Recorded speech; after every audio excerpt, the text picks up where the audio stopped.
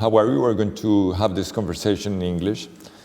And we are here with David Mangin, who is a French architect, author of many important books within the last years, and great prize of urbanism in France, which is a very important distinction for French architects and urban designers. And David has come here in the context of an invitation of Universidad Andrés Bello, thinking that one of his latest works, in fact, what is called Redeville can be translated as Nivel de la Ciudad, or the city level. Which is the right translation in English, would you say? Urban ground floor. Urban ground floor, which is something very interesting in the terms that it's not the normal approach to urban design. And especially here in Chile or in South America, we are very used to think of urbanism in terms of a specific site and the laws and regulations that can be applied to this specific site. But this other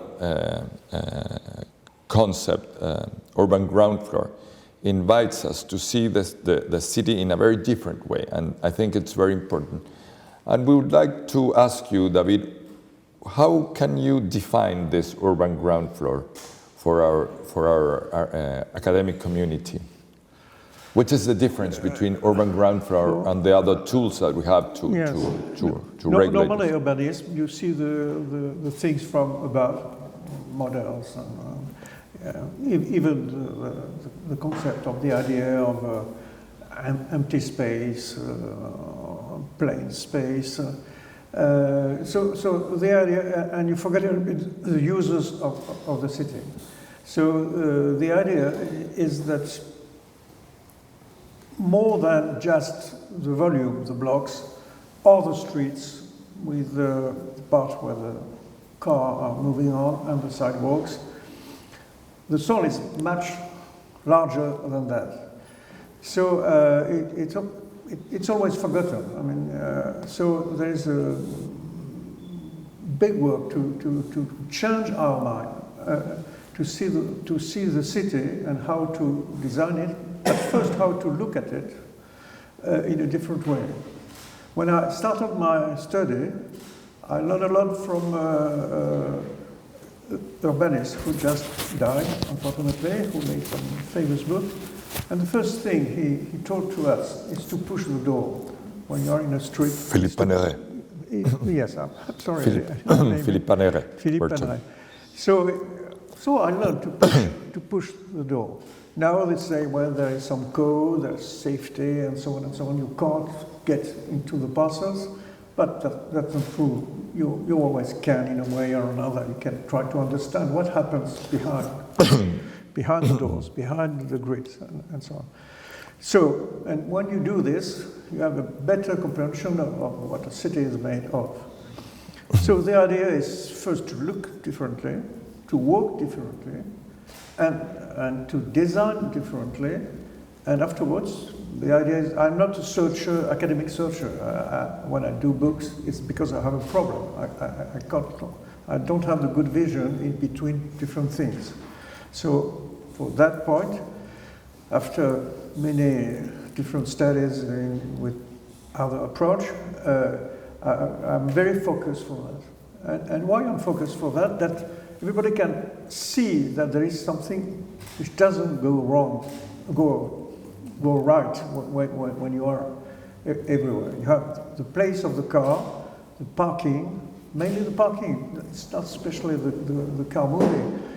All the services around the car, the safety system, the wrong idea that you can solve the problem of a more active city by putting shops everywhere, and it's a completely wrong idea because you don't have the offer and the demand. You don't have the demand to put shops everywhere. So we have to change a lot of our principles. The idea of thinking the thing by cercle d'accessibilité. It means that the things must be less than 300 meters to go to a station. You know, it's an old story. In the 19th century, a lot of books, handbook on town planning, they proposed that. The Garden City Unwin, who is a great planner, also have those for a school, that kind of school, 300 meters, that kind of.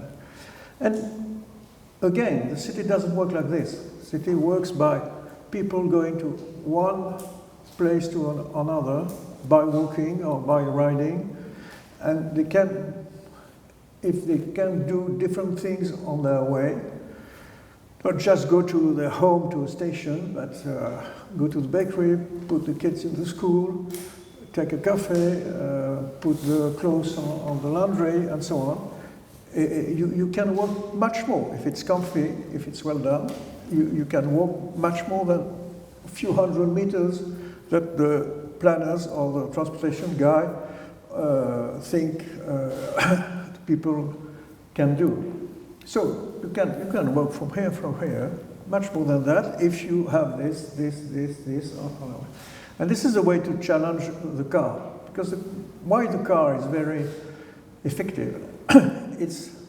It's not because when you are going to work from your home, you are going faster. Sometimes there is some jam and you don't go faster than bicycle or metro or so on.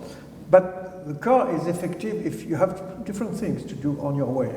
You get back home and you go different itineraries and you can do it very easily. You can put things in the car. So if for the everyday things that most of the people have to do, school, station, shopping for every day, you can think that they can do that by foot or by bicycle. You'll change the whole thing. So this is one of the tools we have to change. I see that you've been talking about this accessibility circles and this idea of proximity. In fact, we are receiving here in Chile Carlos Moreno, who has developed this important idea of the 15-minute city in a couple of weeks where we're having a conference. This has had a huge impact, I would say, in the way we think the city, the proximity idea. But on the other hand, we have this idea of a path, of the way in which people walk around the city, not just a circle. Do you think that those ideas are compatible, or do you think that they're completely different things? The problem is that if you propose this ideology of the proximity, it works very well with the politics, for instance, because the politics say, I am very near the people, so everything is going to be near everyone. And I think underneath that there is a kind of anti-metropolis or anti-urban view that the village in the city. Well, urban village can be very great. I think I explained the conference what is an urban village. It's a all village or all urbanization, and the city are coming to them, and they stay more or less like on village, but it became urban village, and there is a lot of opportunity in those villages. Gracia, Sarria in Barcelona, but in every city you have those things who are made in kind of naturally thinking, but sometimes it has to be designed. So again, if you see how you connect existing things, new things, and so on, you can be very much longer than that. And the idea of the small circle is that you don't take the opportunity of what is a large city. A large city is much more choice of jobs, choice of meeting, choice of culture, and so on and so on. So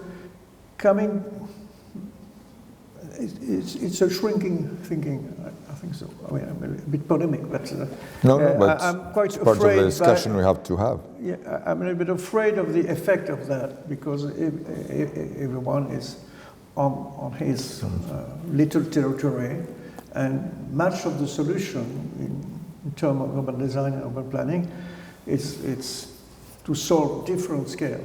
Yeah. And talking about a city as Santiago, this is not the first time you've been here. You were here 10 years before probably, and you've had not a huge opportunity to walk around the city, but a couple of days doing so. And on the other hand, part of the examples that we developed some years ago for the city of Santiago, thinking of this Rez de Ville or urban ground level, are on the exposition that you did on GAM. So you know a little bit how is it working, the urban ground level in Santiago. What can you say about that? What have you seen? Well, you have in every city, in every large city, you have different urban ground level. It depends who you are speaking in the center with the galleries, or if you are speaking about Las Condes with the specific tower with this quite a big English courtyard, not a cour anglaise. English courtyard, patio inglés, los patios hundidos. Which is quite an invention for the developer, in fact. It's another urban ground floor solution. Yesterday I was going to a place called in Providencia. No. Yes, which is a very interesting modern urban ground floor. There is patterns with blocks and towers. It's not the usually urban ground floor you can think about with shops and a kind of medieval street that everyone think we can do it again and again and again. But in this neighborhood, it works very well. It's almost pedestrian. Some lanes are for logistic, and that's correct. And different. It's not a linear thing. It's a kind of. It's really a very good pattern. So everyone can go to another ground floor to another ground floor. And what is interesting in the ground floor is that you don't care about the height of the building. If the things works on this level, you are busy with this level. Your mind is on this level. Usually I take the example of Manhattan. Manhattan, if you walk in Manhattan, wow, it's so intense, even if it's not shopping, that you don't care. Sometimes you see or someone tell you, oh, look at this skyscraper. But sometimes you are in a street with 2 levels, and a little bit furthermore it's 10 level, furthermore it's 100 level, and different, because the speculation in the block develop different things at different places, but you don't care. So a lot of discussion, for instance, with the authorities about the height of the building, because the height is making shadow, it's making too much density, and so on and so on. So when you solve or you invent solution or you transform to make a better urban ground floor, mainly the main problems are solved. And another point, still in Santiago, you have also suburb, or you call it Cité Jardin, which is not exactly the garden city is, but you have, like very often in cities, a kind of margin of 5 meters, well, house and a garden. And these 5 meters, they can be changed by, when the car system came, people put their car in front of the house. Parking lots, or if they change the house into little shops, the visitor can park. So you have those kind of ground floor, which, well, it works. I mean, it's not. And the objective is that we have more urban ground floor, residential ground floor. Why? Because as I say at the beginning, we don't have so much demand of shopping to put everywhere. But we have a demand to make residential urban ground floor which means less pressure of the car for the noise, for the pollution, and so on. So little alley, just 3 meters that safety can go, or the ambulance can come. And afterwards, garden, 3, 4, 5 meters, 2-level house, and that you can have much more floor if you want. And this is what we have to do, not expecting shops which are not coming. Shops, they know where to go. They are not going in a place where it's not going to work. Beatriz, ¿tú querías? Yeah.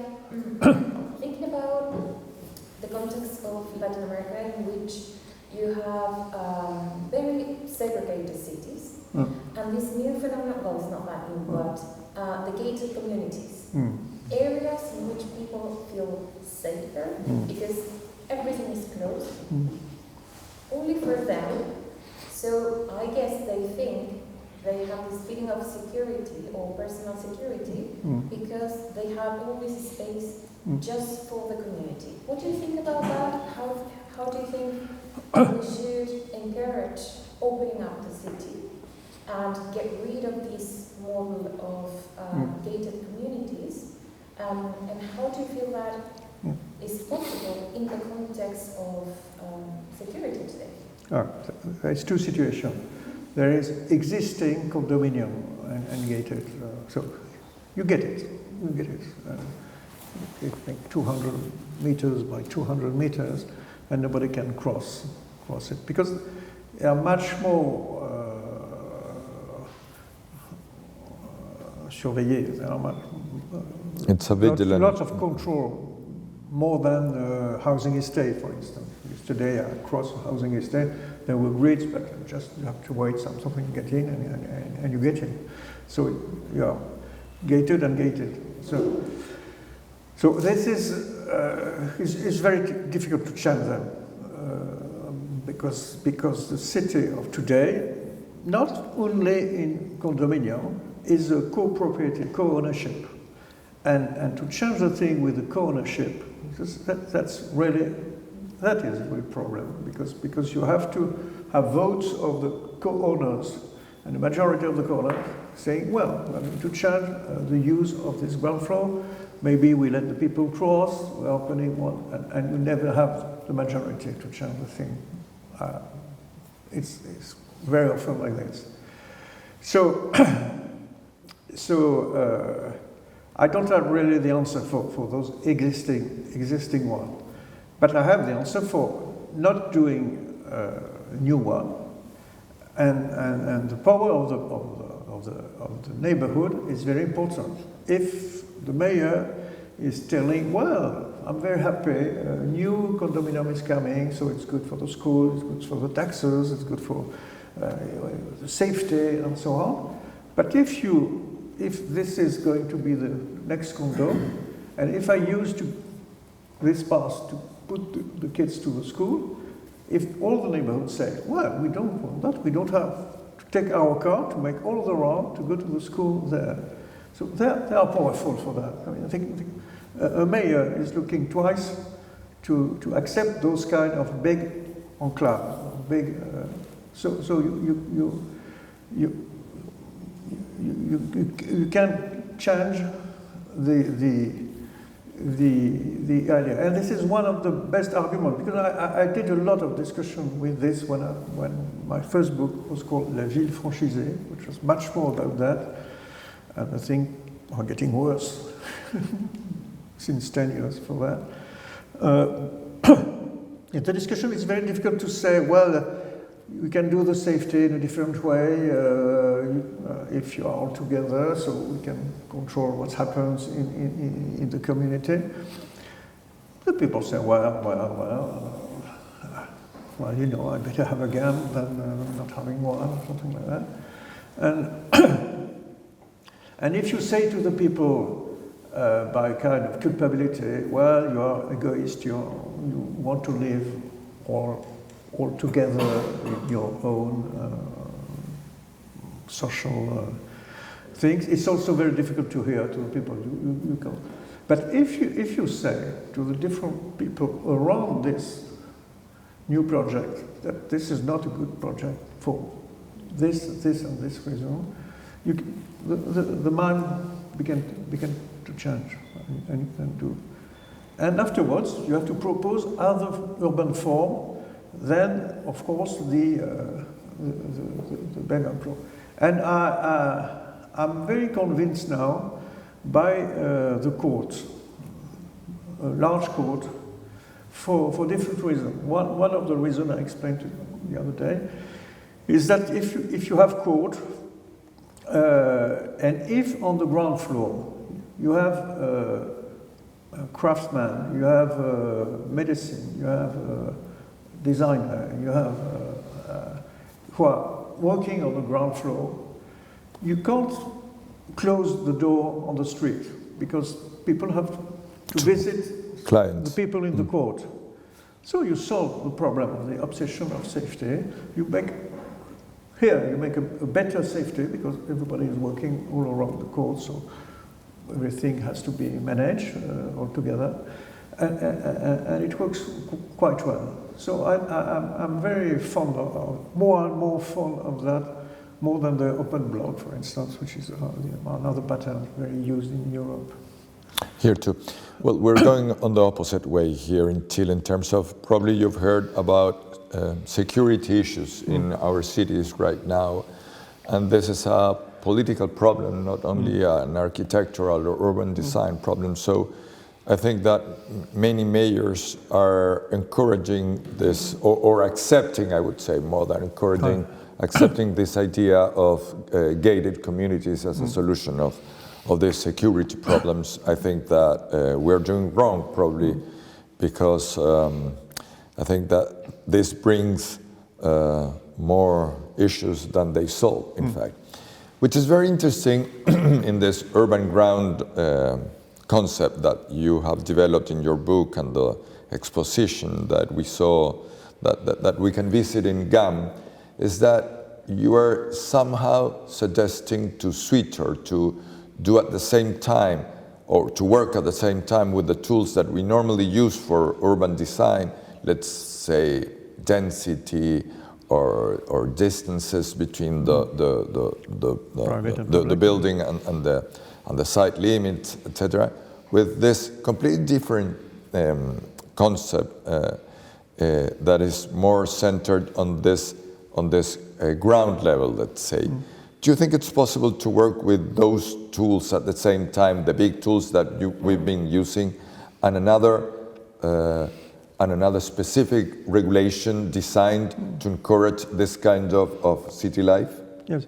All the story of what we call urban projects, since in South Europe, Italian, Spanish, French, has developed the tools or rediscover the tools of how to fabric urban structure by the ways, by the parcel, by the regulation, by the construction of the public spaces.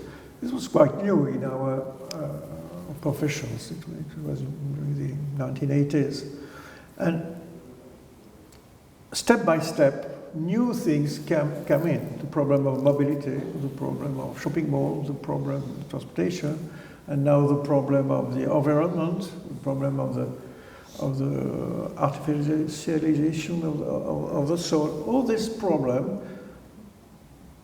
At the end, we spoke much more about territorial project than urban project. It's not. I don't propose to put away all we've done since 40 years. I propose one layer more, and maybe one of those layers makes that some of the other layers are going to be very less important than we thought it was, because we didn't think too much, and it was a problem not having. Thinking about what I call la dimension cachée, the hidden dimension of the urban project, which is those courts, those gardens, those deepless. You know, this is a very good example of a deep thing. A lot of things, when you are in the street, you don't know what happens in those different courtyards. So the this hidden dimension, because and it was a really wrong direction for urban project, because the people think if they are designing facade, looking a little bit, especially in the post-modern period, you give the sign of the old city, but it has nothing to do with a city, even an old city or not an old city, even a city. And a city has a deep dimension, and if you don't build, it doesn't mean that I propose to design all the things in the urban project, where something has to be designed, something has to be negotiated, something has to be open to the invention of the users and the architects, and so on and so on. So I'm the beginning of that, but everyone is concerned. I mean, now it's 2 years I speak about this subject in different countries with different person, and they immediately see the problem, that something is wrong. The urban landscape we have in a lot of countries, people knows that it's made for cars mainly, and we can't carry on with cars like this. So we have to change the traffic system and make residential street or lanes, and we build itineraries that everybody can use and can accept, and this is the discussion with the users is very important for that, to understand their itinerary, their everyday needs for that. I think that this itinerary way of thinking the city is going to have a huge impact in cities like ours, for instance, because it's something that we haven't done. We haven't developed those kind of tools, but probably that opens up a completely different way of thinking the urban life, not just about the way we build the city, but the way we live it, probably. And I think that this building we're in, the whole neighborhood, Bellavista, we're in now, but this building we're in, the Campus Creativo of Universidad Andrés Bello, is one of the examples of how interesting and how important this deep dimension of urban design can be, and probably is a completely new way of thinking the city. And the huge task that we have now is to understand how we can shift the way we think the city right now or until now to this new dimension, or on the other hand, making them work at the same time, both ways of but the schools are very important. I think the students understand very well. When you go to the Biennale and you see the drawings of the different schools or experimental things, a lot of people are autour du problème. They are all around this problem, and you have a lot of drawings with people in the ground floor moving on. A little bit naive, because it's always kind of the idea that students are going to make the city. Are going to live all the urban ground floor, which is not like shops. It has rules. I mean, it's not going to happen just rules because we want actors. it. I mean, but it's very interesting because they try to represent the thing differently, especially the Asian, for instance, the Japanese, because they have and Chinese, they have Indian as well. They have an old tradition of designing the things where you have the plan, you have the deep, you have the elevation, and they mixed all of this. So here, because you are doing with different materials, you have the cinema, you can try to represent this deep dimension, and from that, making projects differently. It's really an opportunity for that. So, do you want to ask something? No, I think that we're very grateful of the opportunity to having you here, David, and to read your book and to see the expo that can still be visited until this weekend, I guess. Yeah. So it's been a pleasure, and thank you very much. Thank you to you, Ricardo, and for all the school, Gaston and Francesco and Gabriel, who helped to make the thing happen. Thank you very much. Great. Aplausos.